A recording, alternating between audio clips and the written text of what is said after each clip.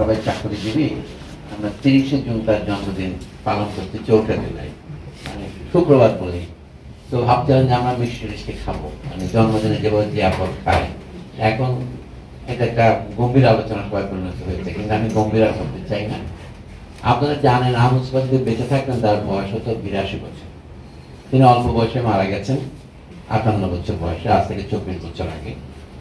আর গত 1 বছর আগে আমাদের দেশে যে গণঅভ্যুত্থান হয়েছে, আমার ধারণা এটা আহমদ সোবহানের কল্পনা অনুসারে হয়েছে। আহমদ সোবহান বাংলাদেশের জন্মটাকে দেখতেন ভারতবর্ষে নিপীড়িত জাতিসমূহের আত্মনিয়ন্ত্রণের পথে প্রথম পদক্ষেপ। এটা উদাহরণ হবে যে কারণে 1971 সালের যুদ্ধে ভারত আমাদেরকে সমর্থন করেছে। এটা নিয়ে আমাদের বিগত স্বৈরাচারী সরকার মনে করতেন যে ভারতের কাছে আমাদের অনেক কৃতজ্ঞতা, তাদের 4000 সৈনিক আমাদের মুক্তিযুদ্ধে প্রাণ দিয়েছেন, রক্তের সাথে বাঁধা এই সম্পর্ক, এরকম বলতেন। আর প্রয়াত আকবর আলী খান বলতেন যে ভারতের প্রতি আমাদের কৃতজ্ঞতা একটু বেশি হয়ে যাচ্ছে। আহমদ সোবহান সেজন্য ভারতের একটা দ্বিধা ছিল 1971 সালে তাদের যে আলোচনা, আমার তারিখটা মনে আছে, 2রা আগস্ট 1971 দিল্লিতে একটা সম্মেলন হয়েছিল। বাংলাদেশ ডকুমেন্টস বলে যে বইটা আছে, বাংলাদেশ সরকার 2 খণ্ড বের করেছে, দিল্লি থেকে ছাপানো, তাতে এই কাহিনী আছে। এখন যে ভারতের পররাষ্ট্রমন্ত্রী জয়শঙ্কর, উনি, তার বাবার নাম সুব্রমণ্যম, জয়শঙ্করের বাবা ও সেই সময় তাত্ত্বিক ছিলেন। আরেকজন ছিল মোহাম্মদ আইয়ুব, ভারতীয় তাত্ত্বিক। এই দুজনের একটা প্রবন্ধ ছিল যে আমরা কি বাংলাদেশের মুক্তিযুদ্ধকে সমর্থন করবো না করবো না। যদিও তারা সিদ্ধান্ত নিয়েছে সমর্থন করবে, বিপদটা দেখছিল যে বাংলাদেশ যদি স্বাধীন হয় আমরা পাকিস্তানকে ভাঙতে পারলাম, এটা আমাদের বিরাট সাফল্য। কিন্তু একটা অন্য দিক আছে, উল্টা দিক, যে এই দৃষ্টান্ত যদি ভারতের অন্যান্য নিপীড়িত জাতিগুলি অনুসরণ করে তাহলে ভারতের জন্য এটা মহাবিপদের কারণ হবে। মার্কিন দেশের এককালীন প্রেসিডেন্ট বারাক ওবামা বলছেন ভারত ভেঙে চূর্ণ বিচূর্ণ হয়ে যেতে পারে, এটা অনেক পরের কথা। 1971 ভারতীয় তাত্ত্বিকরা এটা দেখেছিলেন। আহমদ সোবহান মনে করতেন যে বাংলাদেশের দায়িত্ব হচ্ছে বিপ্লব রপ্তানি করা নয়। রুশ বিপ্লবের পরে একটা কথা হয়েছিল বিপ্লব রপ্তানি করে, বলে না, বিপ্লব রপ্তানি করা আমাদের কাজ নয়, আমাদের উদাহরণ সৃষ্টি করা দরকার, যাতে অন্যান্য জাতি আমাদের দৃষ্টান্ত অনুসরণ করে তারাও নিজের মুক্তির পথ খুঁজে নেবে। এখনো বাংলাদেশের গত বছরের বিপ্লবের পরে এটাই প্রধান সমস্যা হয়ে দাঁড়িয়েছে। বাংলাদেশের বিরুদ্ধে ভারতীয় মিডিয়াতে যে ধরনের অপপ্রচার এবং ভুল সংবাদ ছাপা হচ্ছে, যে ব্যাখ্যা বিশ্লেষণ খাতির করা হচ্ছে, তার মূল মর্ম হচ্ছে বাংলাদেশ সফল হলে তারা মনে করেন ভারতের পরাজয় হবে। এই জন্য আহমদ সোবহান চিন্তাকে গভীরভাবে উপলব্ধি করা আমাদের দরকার। সমস্ত লেখা যদি আমরা গোড়ার থেকে পড়ি, এই জিনিসটাই পরিষ্কার যে যেটাকে বলা হয় ইংরেজিতে ন্যাশনাল কোয়েশ্চেন, পাকিস্তানের ভিতরে আমাদের এটা ছিল ন্যাশনালিটিস কোয়েশ্চেন। আহমদ সোবহান বারবার বলতেন এখন যে বাঙালি জাতীয়তাবাদ হচ্ছেন, অনেক অধ্যাপক মোটা বই লিখছেন, 1971 25শে মার্চের আগে তারা কখনোই বাঙালি একটি জাতি বলে উচ্চারণ করেননি। কোথাও প্রমাণ থাকলে দেখান, এখন এটা দেখাতে পারেন। এই জন্য উনি বলেছিলেন কথাটা গভীর, এটা শুধুমাত্র একটা মুখরোচক কথা নয়। নুরুল আহমদ যেমন বলেছেন, বুদ্ধিজীবীরা যা বলতেন শুনলে বাংলাদেশ স্বাধীন হতো না, আর এখন যা বলছেন শুনলে দেশের সমাজ কাঠামোর আমূল পরিবর্তন হবে না। আজ 55 বছর পরে আপনারা দেখেন আহমদ সোবহানের কথা প্রায় ভবিষ্যৎবাণী দৈববাণীর মতো সকলিত। সমাজ কাঠামোর আমাদের অনেক পরিবর্তন হয়েছে, কিন্তু এটাকে আমূল পরিবর্তন বলা যাবে না। রাস্তাঘাট হচ্ছে, অগাধ ঘাট হচ্ছে, অপথ পথ হচ্ছে, এখন বলবেন অজাতি জাতি হচ্ছে, কিন্তু সমাজ কাঠামোর আমূল পরিবর্তন হচ্ছে না। আরো একটা কথা খুব গুরুত্বপূর্ণ, আহমদ সোবহান ওই বইয়ের ভূমিকাতে লিখেছিলেন আমরা এমন এক সময় বাস করছি, মানে 1972 সেপ্টেম্বর অক্টোবর মাসে লেখা এটা, আমরা এমন এক সময় বাস করছি যখন আমাদেরকে রক্ত দিয়ে চিন্তা করতে হচ্ছে। তা আমার তো সবসময় একটা বেয়াদবি করার অভ্যাস আছে, আমি তো সবাই রক্ত দিয়ে চিন্তা মানে কি তো বলেন তো। 76 সনে তার সাথে দেখা হয়েছে, রক্ত দিয়ে চিন্তা বলে নিয়ে, এটা আমার কথা নয়, এটা আমি চুরি করেছি। কার কাছে চুরি করলেন? বলে লিও ট্রটস্কির কাছ থেকে। ট্রটস্কি নাকি কোথাও লিখেছিলেন আমরা এমন এক সময় বাস করছি যখন আমাদের রক্ত দিয়ে চিন্তা করতে হচ্ছে। তখন না বুঝলেও আমরা মনে করছি 71 সনে আমাদের কত রক্ত ঢালতে হয়েছে, এক সাগর রক্তের বিনিময়ে বাংলার স্বাধীনতা আনলে যারা। আমাদের এক কবি এখন ফ্যাসিস্টদের দোষর হয়েছেন, তিনি লিখতেন শনিতে সমুদ্রপাত, সমুদ্রে শনিতপাত না বলে কবিতার বইয়ের নাম দিয়েছিলেন এরকম। তো 1971 রক্তপাত বলে আমি মনে করেছিলাম, কিন্তু আহমদ সোবহানের দূরদৃষ্টি ছিল, ভবিষ্যৎ দৃষ্টি দেখেছিলেন। গত বছর যা ঘটনা ঘটেছে বাংলাদেশে, এখন যে আমরা এখানে কথা বলতে পারছি, এইটাই হচ্ছে রক্ত দিয়ে চিন্তা। গত বছরে আমাদের ছেলে মেয়েরা, আমাদের ভাই বোনেরা যদি এই পরিমাণ রক্ত দানে রাজি না হতেন, তাহলে আমরা এখনো ফ্যাসিজমের জাতা করেই থাকতাম। আপনারা সকলে বহুবার বলেছেন বিপ্লব তার নিজের ছেলেমেয়েদের খেয়ে ফেলে। এখন সেই গোগ্রাসে গেলার পদ্ধতি শুরু হয়েছে। আমাদের বন্ধু ফারুক ওয়াসিক সুন্দর করে কবিতা বলেছেন, বলে তখন বিপ্লবের মাও কিন্তু আত্মহত্যা করে। ছেলেপেলেদের খাইলে তো চলবে না। বীর পুরাণে আছে শনি তার বাচ্চাদের খেয়ে ফেলে ক্রোনস। আমরা এখন একটা সন্দিগ্ধনে আছি। এইখানে এই যে আহমদ সাহেবের চিন্তাধারা থেকে আমাদের ধার করার কিছু বিষয় আছে। আমি সেটাই বলবো। আমি যখন আহমদ সাহেবের মৃত্যুর আগের দিন যে প্রবন্ধটা আমার বের হয়েছিল, এটা তার বইয়ের রিভিউ। অলাপ চক্র নামে যে তিনি একটা বই লিখেছেন, এটা হচ্ছে বাংলাদেশের ভবিষ্যৎ সম্পর্কে চূড়ান্ত ভবিষ্যৎবাণী। আপনি বলতে পারেন লুকিং গ্লাস, ক্রিস্টাল বল বলে না, এটা একটা ক্রিস্টাল বল ভবিষ্যৎবাণী। সেটা আমার সবাই দেখতে পেয়েছেন কখন? 1971 সনের 3রা ডিসেম্বর বা 2রা ডিসেম্বর ভারত পাকিস্তান যুদ্ধ শুরু হয়েছে। পাকিস্তান সেনাবাহিনী 3রা ডিসেম্বর সন্ধ্যায় অমৃতসর সহ ভারতে কয়েকটি বিমানবন্দরে বোমা বর্ষণ করেছে এবং ভারত বাংলাদেশে এর আগে 21শে নভেম্বর থেকে ঢুকে পড়েছে ভারতীয় আর্মি, কিন্তু তারা সেটা অফিসিয়ালি যুদ্ধ ঘোষণা করেছে। ইন্দিরা গান্ধী তখন কলকাতার ময়দানে বক্তৃতা করছিলেন। তখন সেদিন সকালে 11টার দিকে, 16ই ডিসেম্বর সকালে 11টার দিকে কলকাতার জন্য টাকা পয়সা নেওয়ার জন্য দিলীপ বাবুর কাছে আসছিলেন। দারবাঙ্গা হাউস বলে একটা হাউস আছে কলকাতা বিশ্ববিদ্যালয়ে। হঠাৎ করে সারা কলকাতা সব পটকাবাজিতে ঘুরে যাচ্ছে। আহমদ মনে করছেন যে বোধহয় নকশালরা আক্রমণ করেছে। তখন নকশালবাদী আন্দোলন ছিল। উপন্যাসে তিনি লিখছেন, আমি যখন তাড়াতাড়ি দারবাঙ্গা হাউসে ঢুকে পড়লাম আত্মরক্ষার জন্য, দিলীপ বাবুলের মশায় বসেন, ও কিছু না, ঢাকা ফল করেছে, ছেলেগুলো একটু বাজি ফুটাচ্ছে। কখন? সকাল 11টায় কলকাতায়। তার মানে খবর হয়ে গেছে। আহমদ সাহেব বলেছেন, আমার মনে তখন একটা কালো আশঙ্কা মেঘ খারাপ হলো। ঢাকা ফল করেছে মানে আমরা ঢাকায় ফিরতে পারবো, আমরা এখানে 8 মাস ধরে কষ্ট করছি কলকাতায়। কিন্তু সেই আনন্দের সাথে একটা বিষাদের ছায়া মেঘের মতো আমার মাথার উপর এটা পড়লো, ঢুকছে তো বের হবে তো। এই হচ্ছে আহমদ সাহেব ভবিষ্যৎ দৃষ্টি। বাংলাদেশের মুক্তিযুদ্ধ তিনি বলছেন, পায়ে হেঁটে যদি ভারতে চলে না যেত, কিন্তু এখানে দেশের মাটিতে একটা এলাকা মুক্ত অঞ্চল করে লড়াই করতে পারতো, তাহলে হয়তো সম্ভবত এতটা ভারতের বিরুদ্ধে নির্বাচন হতো না। যারা মুক্তিযুদ্ধের নেতৃত্ব দাবি করছেন তাদের এই বিষয়ে কোনো প্রস্তুতি ছিল না। আহমদ সাহেবের এই জাতীয় কথাগুলো গত 50 বছরে বাংলাদেশের 55 বছরে বলা সম্ভব ছিল না, কঠিন ছিল। তবু কিছু কিছু কথা তার একটা প্রবন্ধে 1977 লিখেছিলেন, বাংলাদেশের রাজনৈতিক জটিলতা। আমি এখন আপনাদের অনুরোধ করি ওই প্রবন্ধটা আবার পড়বার জন্য। সেই প্রবন্ধটা 1977 তিনি যখন লিখেন, দিগন্ত নামক একটি পত্রিকায়, যিনি কলিমদার খান নামে ভদ্রলোক সম্পাদনা করতেন, সেই পত্রিকা হারিয়ে ছাপা হতো নিউজ প্রিন্টে বাংলা বাজার থেকে। তো সেটা ছাপা হয়েছিল বই আকারে, একটা প্রকাশনা উৎসব হবে কোথায়? ছাত্র শিক্ষক কেন্দ্র, ঢাকা বিশ্ববিদ্যালয়ে। তখন সামরিক শাসন আদেশ হলে এই বইটা বাজেয়াপ্ত করা হবে এবং বইটা এসে সামরিক বাহিনীর গোয়েন্দা লোকেরা টিএসসি থেকে সবগুলো কপি ধরে নিয়ে যায়। 2-4টা কপি এই কারণে বেঁচেছিল। সেরকম একটা কপি আমি পরে খুঁজে পাই। আমার জীবনকালে এটা বের হয়নি। সেই বের দেখি যে তারপরে এখানে একটা অভিযোগের মতো শোনাতে পারে আপনাদের কাছে। আজকে আমরা গাও গল্প করতে আসছি, এখানে অভিযোগ নয়, তবে গুরুত্বপূর্ণ অভিযোগ। মোর্শেদ শফিউল হাসান এবং সোহরাব হাসান দুজনে মিলে প্রথম আহমদ সাহেব স্মারক গ্রন্থ বের করেন 2003 সনে। ওনার মৃত্যু 2 বছরের মাথায় প্রকাশ করেন মাওলা ব্রাদার্সের মতো গুণী প্রকাশক। সেইখানে আহমদ সাহেব এই প্রবন্ধটা মোর্শেদ শফিউল হাসান একটু কেটে ছেপেছেন, শেষের দিকে কথাগুলো বাদ দিয়েছেন। কারণ হয়তো আহমদ সাহেব বলেছিলেন বাদ দিতে কিনা আমি জানি না। তখন আমার মনে হচ্ছিল যে ওই বইটা পুরা ছাপানো দরকার। বইয়ের শেষের দিকে 5-7 পৃষ্ঠা যদি উনি লিখতেন সংক্ষেপিত, তাহলে এটা সফল হতো আর কি। উনি মনে হচ্ছে যে আহমদ সাহেব লেখেনি। বাংলাদেশের ভবিষ্যৎ কি হবে বিশেষ শেষের দিকে কথা ছিল। উনি বলছেন বাংলাদেশ মুক্তিযুদ্ধকে পাশ কাটিয়ে বাংলাদেশের কোনো ভবিষ্যৎ নেই।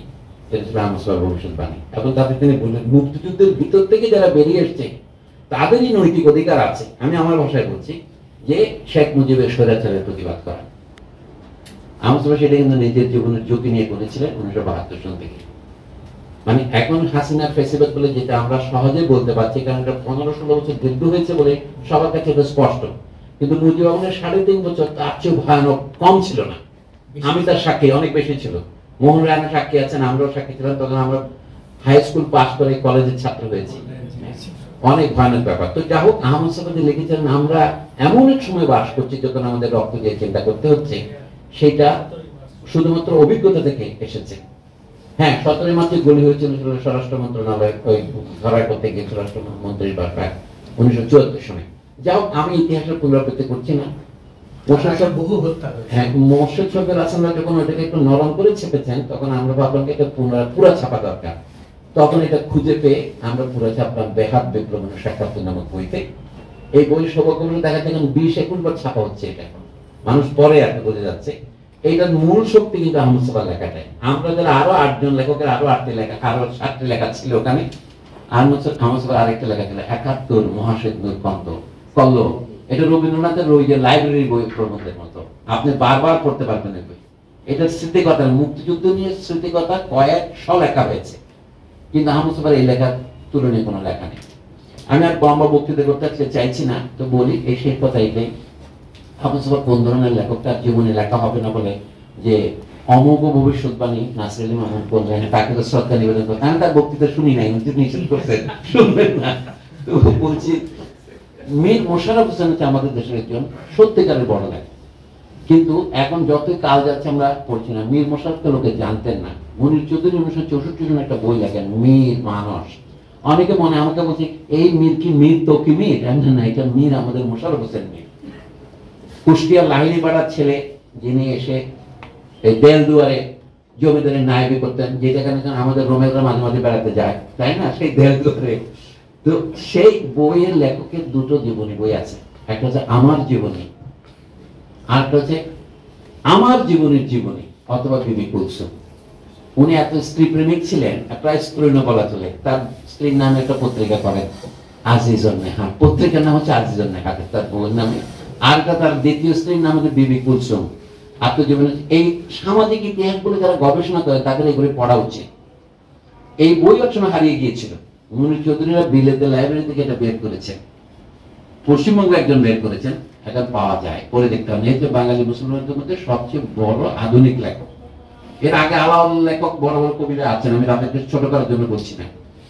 দ্বিতীয় জন হচ্ছে কাজী নজরুল ইসলাম, মাঝখানে আছেন বেগম রোকেয়া, আমি সেটা আপাতত ধরছি না।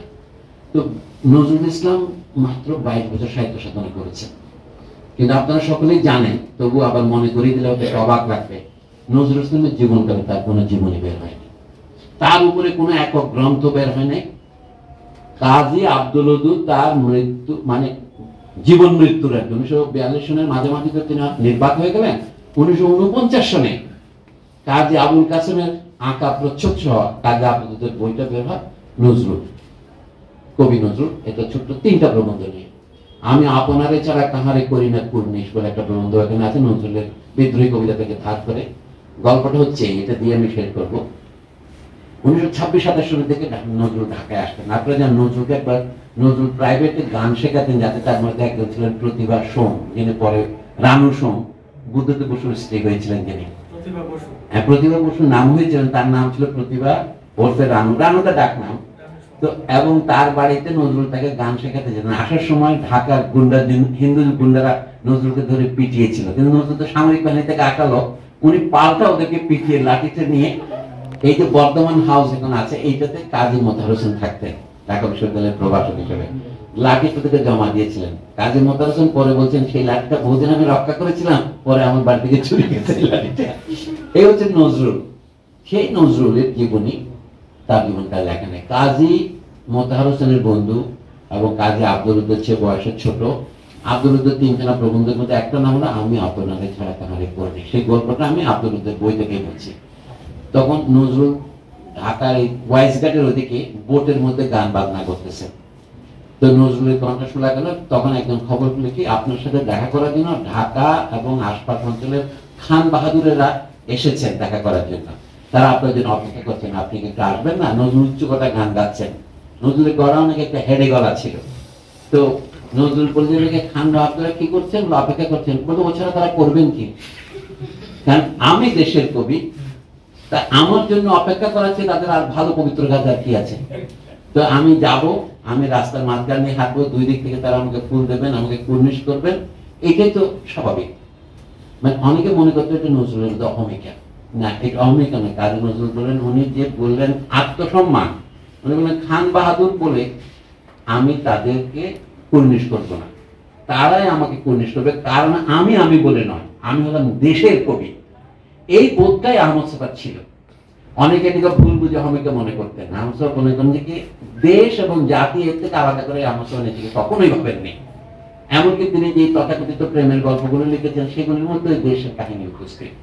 তো আমি যখন তার উপরে ওই অলাপ চক্র বইটার সমালোচনা রিভিউ স্বরূপ লিখলাম, আহমদ শফার বিষাদ সেতু, এই লেখাটার নাম এরকমই ছিল। তো এইটা আমার সব পড়তে সুযোগ পেয়েছিলেন, যে এই লেখাটা নৌলানা বক্তৃতা বললেন। এটা 2001 সনের 27শে জুলাই শনিবার, শুক্রবার বেরিয়েছিল। আহমদ শফা মারা গেলেন পরের দিন 28 তারিখ। তো সেইখানে ওটা উনি পড়েছিলেন বলে আমি বিভিন্ন সূত্রে জানলাম। পরে উনি বললেন যে সলিমুল্লাহ খান তো আমাকে এখন আমার খুব বড় দায়িত্ব চাপিয়ে দিয়েছে। আমি লিখেছিলাম মীর মোশাররফ হোসেন এবং নজরুল ইসলামের কথা ছাড়িয়ে দিলে, বাদ দিলে আহমদ শফা সম্ভবত বাঙালি মুসলমানদের মধ্যে সবচেয়ে বড় লেখক। তো অনেকে আমাকে বলে, আপনি তো আহমদ শফার কেবল প্রশংসা করেন, আর কারো প্রশংসা করেন না কেন? আমি তো সবিনয়ে নিবেদন করি, প্রশংসা করার মতো কে আছে? ক্যান্ডিডেটটা আমার সামনে দেন।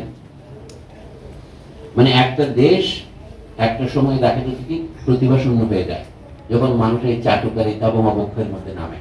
সেই সময়ের মধ্যে দেখতে হবে আহমদ শফার বিপরীতে কারা ছিলেন, আপনার বিপক্ষে কারা ছিলেন, সেটাই একজন লোকের পরিচয়কে নির্ধারণ করে। নজরুল ইসলাম যে বাইরে সাহিত্য চর্চা করেন, এখন তো সবাই নজরুলের নামে প্রশস্তি করতে পারি, নিন্দাও করতে পারি, কিন্তু নজরুলের কবিতা নিয়ে কি বিশ্লেষণ হয়েছে? আমি বললাম কাজী আব্দুল ওদুদ 1941 সালে নজরুলের 43 বছর জন্মবার্ষিকী উপলক্ষে একটা প্রবন্ধ লিখেছিলেন।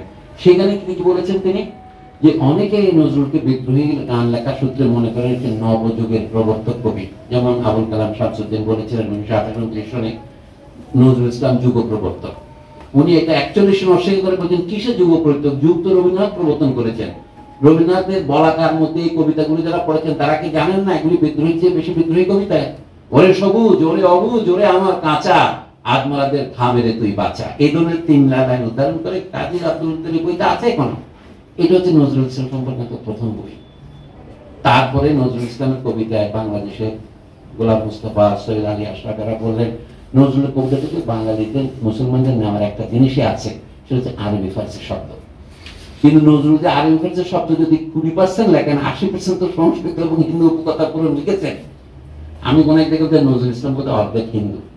এটা কোনো অতিশয়োক্তি নয়, বরঞ্চ আমি অল্প উক্তি করেছিলাম। বাংলাদেশের ঐতিহ্য থেকেই নজরুল ইসলাম জন্মেছেন। সবচেয়ে বড় কথা মনে রাখতে হবে, নজরুল ইসলাম বাংলা ভাষায় লিখেছেন এবং বাংলা ভাষার সীমাকে প্রসারিত করার জন্য যা যা করা দরকার, যেমন আমি ভীম ভাসমান মাইন, না না আপনি লোকেন ভীম কোথা থেকে নিয়েছেন, মাইন কোথা থেকে নিয়েছেন? ইংরেজি গানের থেকে যিনি যেটা দরকার, ইংরেজি যুদ্ধের ক্ষেত্র থেকে লিখেছেন না। আমার মোহনরায়ণ সবসময় আমি হ্যান্ড গ্রেনেডের মতো ছুড়ে দেবো, যার যে অভিজ্ঞতা সেটাই তো লেখে। তবু নজরুল ইসলাম যে ভাষার সীমানাকে প্রসারিত করেছেন, এইটা হচ্ছে তার বড় কাজ। তারপরে শেষ বিচারে আমরা জাতীয় কবি বলি আর আন্তর্জাতিক কবি বলি, বিশ্ব কবি বলেন, সেটা আপনার ব্যাপার, কিন্তু কবি তো তিনি। অনেকে খেয়াল করেন না, এই ক্ষেত্রে আমি আহমদ শফাকে দোষী করেছি। আহমদ শফা, আহমদ শরীফ, হুমায়ুন আজাদ এবং আব্দুল ওদুদ এরা সকলে এক বিষয়ে একমত, এমনকি হুমায়ুন কবির। আহমদ শফা এখানে হুমায়ুন কবির দ্বারা প্রভাবিত হয়েছে। সেটা কি? একজনই শুধু প্রভাবিত হন নাই, আবু হানিফা মুস্তাফা কামাল। সেটা কি? ইনি আবেগ তাড়িত কবি। এবং কেউ কেউ আহমদ শফার গুরু হচ্ছেন আহমদ শরীফ, তিনি বলেন আবেগ সর্বস্ব কবি, লেখাপড়া কম জানতেন। তো এই হচ্ছে আমাদের বুদ্ধিজীবীদের নমুনা। আহমদ শরীফের নিন্দা করার জন্য আমি এটা বলছি না, আপনারা চেক করে দেখেন নজরুল সমীক্ষা বইতে উনি কি লিখেছেন, 2003 সনে বেরিয়েছে সেটা, আবারও সেই অভিষিক্ত মাওলা ব্রাদার্স থেকে। তো আপনার বক্তব্য হচ্ছে মানে অভিষিক্ত বলছি কি, দুনিয়া সব খারাপ বইগুলো বের করে ওখান থেকে, বই বের করে আবার লুকাই ফেলে। যেমন হাসিনার বই বের করতে সব লুকাই ফেলছে এখন। আপনার নৈতিক সাহস না থাকলে বই প্রকাশ না করাই ভালো, তাই না? আপনি জানেন এই বইটা প্রকাশ করা, এই আহমদ মাওলা আমাকে বলতেন, মাওলা ব্রাদার্সের সবাই বই তো চলে না, উত্তরের নামে একটা প্রকাশ থেকে আমরা চালাই, মানে অশ্রদ্ধা নিয়ে বের করতো। আমি সেই কাহিনীতে আর যাচ্ছি না এখন। তো আহমদ শফার বইয়ের এখন কাটতে বাড়ছে, আপনারা জানেন। মালিকানা নিয়ে চিন্তা এগুলো আমি করতেছি না। আহমদ শফার বইয়ের যে নৈতিক মালিকানা, এটা আমার সারা দেশে। আমি আশা করি আপনারা তার বই পড়বেন, তাকে জানার শ্রেষ্ঠ উপায় সেটা। জীবনী নিয়ে না মামুন ভাইয়ের মাথা ব্যথা থাকতে পারে, আমার কোনো মাথা ব্যথা নেই। লেখকের প্রকৃত জীবনী হচ্ছে তার লেখায়। তিনি কোথায় জন্মেছিলেন, কোন আজিজ ফকিরের নাতি, সেটা খুব গুরুত্বপূর্ণ সংবাদ আমাদের সমাজের জন্য। কিন্তু আহমদ মুস্তফার লেখার মধ্যে তার আত্মজীবনী আছে, নজরুলের মধ্যে আছে। নজরুল শুনতে লোকে যেটা জানেন না, নজরুল ছিলেন একজন চিন্তাবিদ। এই ক্ষেত্রে আমি আহমদ মুস্তফাকে দোষী করেছি, তার আবেগের ভাগটা বেশি বলায়। যারা পড়েছেন নজরুলের যুগবাণী বইটি, 2022 সনের অক্টোবর মাসের 25 তারিখে অগ্নিবীণা বের হয়। অগ্নিবীণাতে 12টি কবিতা ছিল। শুরু হয়েছিল প্রলয় উল্লাস, তারপরে বিদ্রোহী, রক্তাম্বর, এরপর আরো কবিতা আছে অনেকগুলো, আপনাদের রণভেরি, কামাল পাশা, আনোয়ার পাশা, মোহন রং কোরবানি ইত্যাদি ইত্যাদি। সেই বইয়ের পরের দিন বের হয় নজরুলের একটি প্রবন্ধের বই, নাম যুগবাণী। এগুলি কি, নজরুল এসে কি করেছিলেন যুদ্ধক্ষেত্র থেকে সাংবাদিকতা শুরু করেছিলেন, ওটাই ছিল তার পেশা। তখন তিনি নবযুগ নামক পত্রিকায় লিখতেন। এটা প্রকাশক ছিলেন মজা, শেরে বাংলা একে ফজলুল হক, এবং এটাতে নজরুল ছিলেন সম্পাদক, তার সাথে সহ সম্পাদকের মতো ছিলেন মুজাফফর আহমেদ। এরপরে তার নজরুল লাঙ্গল বলে একটা পত্রিকা করেন, সেই নাম কিছুদিন পরে গণবাণীতে রূপান্তরিত হয়। অনেকদিন পরে নজরুল নিজে, এর মাঝখানে নজরুল ধূমকেতু বলে একটা পত্রিকা নিজেই বের করেন, অর্ধ সাপ্তাহিক।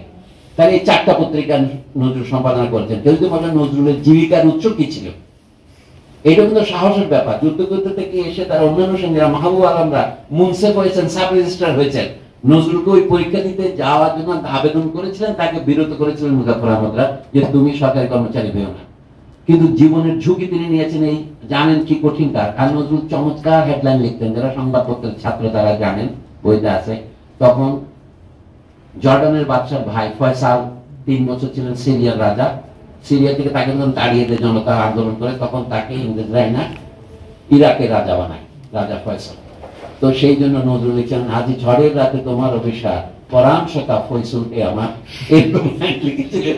নজরুল হেডলাইন লিখতে পারতেন। ওটু কবি, সৈনিক, নবযুগ, দৈনিক বলে তিনি 8টা থেকে উঠে যেতেন। সেই প্রবন্ধগুলি নিয়ে নজরুলের বই বের হয় যুগবাণী। বের হওয়ার 3 সপ্তাহের মধ্যে ইংরেজ সরকার সেই বই বাজেয়াপ্ত করে, ধূমকেতু বাজেয়াপ্ত করে। এটা কিন্তু তার আগের ঘটনা। 1922 সনের নভেম্বর মাসের 23 তারিখে এই বই বাজেয়াপ্ত করে গভর্নমেন্ট। ভারত স্বাধীন হওয়ার আগে, পাকিস্তান হওয়ার আগে এই বই আর দ্বিতীয় প্রকাশের অনুমতি দেয়নি। ভারত সরকার অনুমতি দিয়েছে 1949 সনে আবার দ্বিতীয় সংস্করণ বের করার জন্য। সেই বইতে যে কথাগুলো আছে, যে কেউ পড়ে দিতে হয়। প্রথম প্রবন্ধের নাম কি? দেশ গিয়েছে দুঃখ নাই, আবার তোরা মানুষ হ। ডায়ারের স্মৃতিস্তম্ভ, এরকম বহু প্রবন্ধ আছে। দেখবেন যে নজরুলের চিন্তা ছিল, এই যে আমরা স্লোগান দিয়েছি 1971 সনে, সাম্য, মানবিক মর্যাদা এবং সামাজিক, নজরুলের মধ্যে আছে। নজরুলকে আমাদের কাছে স্বাধীনতা নাই বলে আমাদের 3টা জিনিস নাই, স্বাধীনতা নাই, মনুষ্যত্ব নাই, সম্মান নাই। ডায়ারের স্মৃতিস্তম্ভ উনি বলেছেন, আমি শেষ করছি এই বলে, যে জালিয়ানওয়ালা বাগে গুলি করে যে ইংরেজ সেনাপতি আমাদের এত লোককে মেরেছে, তার জন্য আমরা নিশ্চয়ই একটা ভারতবর্ষের স্মৃতিস্তম্ভ করবো শহীদদের জন্য। কিন্তু তার সাথে আমি এই অনুরোধ, সম্পাদকীয় এলাকা আর কি, আমি অনুরোধ করি যে জেনারেল ডায়ারের নামে করে একটা স্মৃতিস্তম্ভ করা হয়। এত উঁচু হবে স্মৃতিস্তম্ভটা যেন ভারতবর্ষের যে কোনো প্রান্ত থেকে সেটা দেখা যায়। অর্থাৎ যে লোক আমাদের দেশকে এত ঘৃণা করেছে, আমাদের মানুষ হচ্ছে তাকে, আরবরা যেমন শয়তানের উদ্দেশ্যে ঢিল নিক্ষেপ করে হজের সময়, এরকম ঢিল নিক্ষেপ করার জন্য ডায়ারের স্মৃতিস্তম্ভ করা দরকার। তো এইবার 24-এর গণঅভ্যুত্থান, কাজী নজরুলের উত্তরাধিকার নামে এক বক্তৃতা দিতে আমি আমন্ত্রণ পেয়েছিলাম কুমিল্লা শিল্পকলা একাডেমিতে। মেজাবেন ছিলেন ওখানে। তো ওখানে আমি এই কথাটা বলেছিলাম যে আমাদেরও বোধ হয় আমাদের নতুন যুগের যে ডায়ার যারা আছেন তাদের জন্য এরকম উচ্চ স্মৃতিস্তম্ভ করা উচিত। কিন্তু এখন দেখেন হাওয়া ফিরে যাচ্ছে আমাদের দেশে। সেই স্মৃতিস্তম্ভ করবেন না সেই স্মৃতিস্তম্ভের চাপে পড়ে আপনারা মারা যাবেন, সেই সম্মুখে আমরা এখন পরীক্ষায় উত্তীর্ণ হচ্ছি। এখন আহমদ মুস্তফার আত্মাকে পুনরায় স্মরণ করা ছাড়া কি করতে পারি? গেটের ফাউস্ট যেটা তিনি অনুবাদ করেছিলেন, সেখানে একটা চরিত্র আছে তৃপ্তি আত্মা। আমার মধ্যে আহমদ মুস্তফা এখন আমাদের তৃপ্তি আত্মায় পরিণত হচ্ছেন। তিনি ফাউস্ট নন, মেফিস্টোফেলিসও নন। তো আজ লম্বা তো না করে বক্তৃতা, আপনারা নিজেরা একটু বলেন, আমরা একটু মিষ্টি পান করার চেষ্টা করি আর কি। ধন্যবাদ। আর অনেকেই